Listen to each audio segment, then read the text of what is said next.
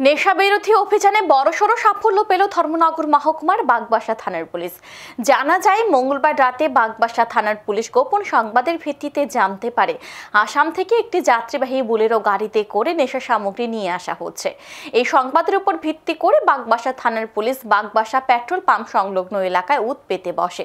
সন্দেহভাজন গাড়িটি সেখানে আসার পর পুলিশ গাড়িটিকে আটক করে। গাড়িটিতে তল্লাশি চালানোর পর গাড়ির গোপন চেম্বার থেকে উদ্ধার হয় 10,000 ইয়াবা ট্যাবলেট, যার বাজার মূল্য আনুমানিক 3 লক্ষ টাকা। ইয়াবা ট্যাবলেট উদ্ধারের পাশাপাশি বাগবাসা থানার পুলিশ এক নেশা কারবারিকে আটক করতে সক্ষম হয়। ধৃত নেশা কারবারির নাম সুমন মিয়া, তার বাড়ি সিপাহীজলা জেলায়। বাগবাসা থানার ওসি পার্থদেব জানান, মিজোরামের চাম্পাই থেকে ইয়াবা ট্যাবলেটগুলি নিয়ে এসেছে সুমন মিয়া। ইয়াবা ট্যাবলেটগুলি সোনামুড়ার উদ্দেশ্যে নিয়ে যাওয়া হচ্ছিল। পুলিশ ধৃত নেশা কারবারির বিরুদ্ধে সুনির্দিষ্ট ধারায় মামলা রুজু করে ঘটনার তদন্তে নেমেছে।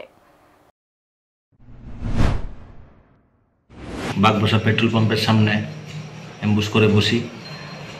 তো কিছুক্ষণ পরে আমরা গাড়িটিকে দেখতে পাই। গাড়িটিকে আমরা ডিটেইন করি।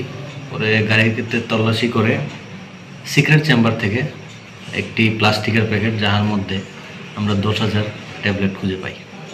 যাকে আটক করেছেন তার নাম কি? যাকে আটক করেছে তার নাম সুমন মিয়া।